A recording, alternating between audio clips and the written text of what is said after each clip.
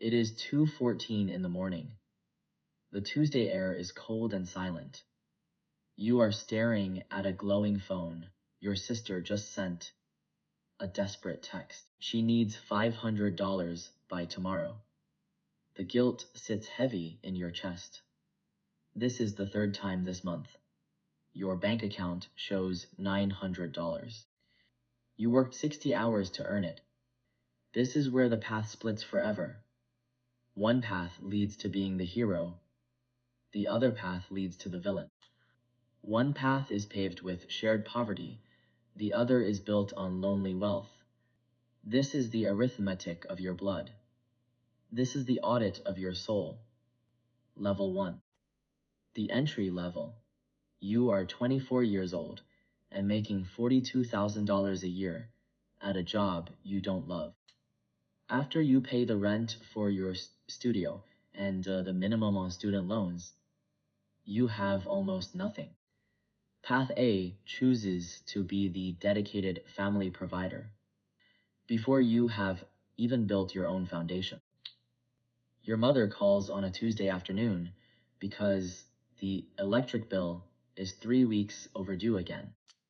You send the $150 because you cannot bear to imagine her sitting in the dark.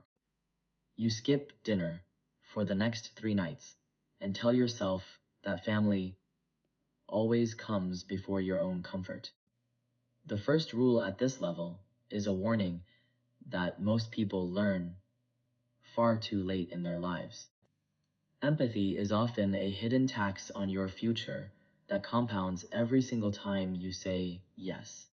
You are subsidizing their current comfort by giving away the survival gear you need for the climb ahead. Path B chooses to set a hard, painful boundary while the stakes are still relatively low and manageable. You tell your mother that you cannot help her this month because your own accounts are in the red. The silence on the other end of the phone feels like a blade cutting through your childhood memories. The guilt is a physical weight on your neck, making it hard to breathe in your empty apartment. But you eat a warm meal, you stay healthy, and you put that extra money into a fund. To your family, you are slowly becoming a cold person who has forgotten where they came from. To the arithmetic of wealth, you are becoming a stable person who might actually survive the decade. Level 2. The management tier. You are 31 years old now, and your hard work has pushed your salary to $95,000. Your checking account finally hits $20,000, and for the first time, you feel like you can breathe. Path A has now become the official family bank account for every cousin, aunt, and distant sibling you know. Your younger brother wants to start a luxury clothing brand, despite having no business plan and no credit. He only has a big dream, and your phone number saved at the top of his contacts list. You wire him $12,000 for the inventory and tell yourself it is an investment in his potential deep down, in the quiet parts of your mind. You know this money is never coming back to you. The second rule at this level is a quiet truth that echoes in the halls of empty banks. A yes to their temporary desire is a permanent no to your own long-term financial security. You just traded 3 years of your future retirement for a few months of his misguided hope. Path B is now considered the selfish family member who moved away and stopped answering the emergency calls. You tell your brother no, but you offer to spend 4 hours reviewing his business plan for free. He gets angry, calls you a snob, and stops calling you for 6 months out of pure resentment. You use that $12,000 as a down payment for a small rental duplex in a growing neighborhood. The mortgage is covered by the second unit's rent, and you are building a fortress in total silence. The family talks about you at Sunday dinner while they pass around plates of food you didn't buy. They say you have changed, and they are right, because you are no longer a participant in their cycle. Level 3. The success ceiling. You are 39 years old, and you have finally reached an executive salary of $250,000. Path A is exhausted, burnt out, and looking for an exit that simply does not exist for you. You paid for the cousin's wedding, the aunt's funeral, and the younger sibling's credit card debt over the years. Everyone in the family loves you and praises your name whenever they have a new financial crisis to solve. But you are still working 60 hours a week because your personal overhead has become a monster you feed. You are supporting 4 different households through your monthly checks, and you cannot afford to stop running. Your own net worth is surprisingly near zero because you spent your capital buying everyone else's temporary happiness. The third rule at this level is a tragedy written in the ink of a declining bank statement. Attempting to provide for everyone eventually ensures that you will have the resources to provide for no one. If you stop running for even 1 month, the entire fragile machine of your extended family will collapse. Path B has reached a liquid net worth of $2 million while working a job you actually enjoy. You have 4 properties paying you while you sleep, and you spend your Tuesdays walking through the park. You only help the family when the help is strategic and moves them toward their own financial independence. You paid for your niece's nursing school tuition directly to the school so she could never spend it. You did not give her the cash for a lifestyle. You gave her the skill to build her own. In the eyes of the system, you are not a bank. You have finally become a ladder. Level 4. The final audit.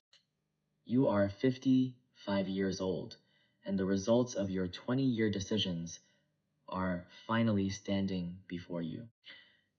Path A is facing a forced corporate retirement because the company is downsizing and you are too expensive. You have no significant assets, no passive income, and a large mortgage on a house you cannot afford. The family members you helped for 2 decades are strangely silent and unavailable to you in your hour of need.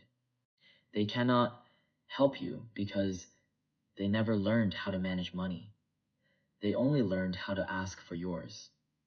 They are still living in level 0 scarcity, and you realize with horror that you did not save them. You only delayed their inevitable collision with the floor while destroying your own ability to ever retire in peace. The final rule of the provider is the hardest one to hear when the lights start to flicker. A hero who refuses to carry a shield will eventually become just another victim of the battle.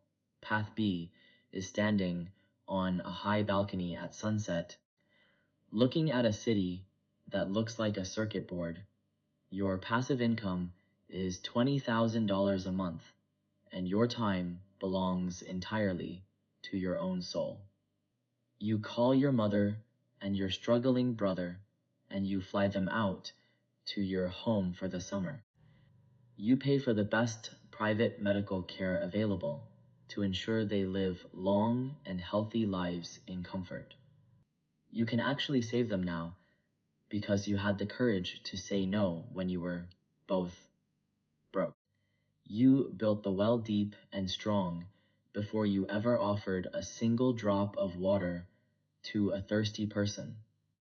Your boundary was the greatest gift you ever gave them because it forced them to find their own strength. By becoming the villain in their story for a decade, you earned the right to be the savior in the end. Money is not about what you can buy at the mall on a Saturday afternoon. It is about what you can tolerate losing when the world turns cold on a Tuesday. Can you tolerate the look of disappointment on a loved one's face for a greater purpose? Can you tolerate being called the cold-hearted one while you quietly build a legacy for their children? The person who helps everyone with every dollar they earn is usually the most popular person at the table. The person who sets hard boundaries and protects their capital is the only one who is truly powerful. Popularity is a depreciating asset that disappears the moment your bank account hits a balance of zero. Power is a tool that compounds into a fortress that can protect an entire bloodline for 100 years. You look at your phone screen one last time before the battery dies in the middle of the night. The blue light is still glowing, and your sister is still waiting for that $400 transfer. $500 is the price of the fork in the road that leads to your ultimate destination. Which version of 55 are you buying with your thumb right now as the clock ticks forward? The hero who ends up with nothing but a pile of thank you notes and a mountain of regret? Or the villain who ends up with the resources to actually change the world for the people he loves? The machine is waiting for your choice, and it does not care about your intentions or your heart. The cursor is blinking on the transfer screen, demanding to know if you are a builder or a bridge. Type the number, put the phone face down on the table, and try to go back to sleep. The Tuesday morning realization will come for you regardless of whether you are ready to face it.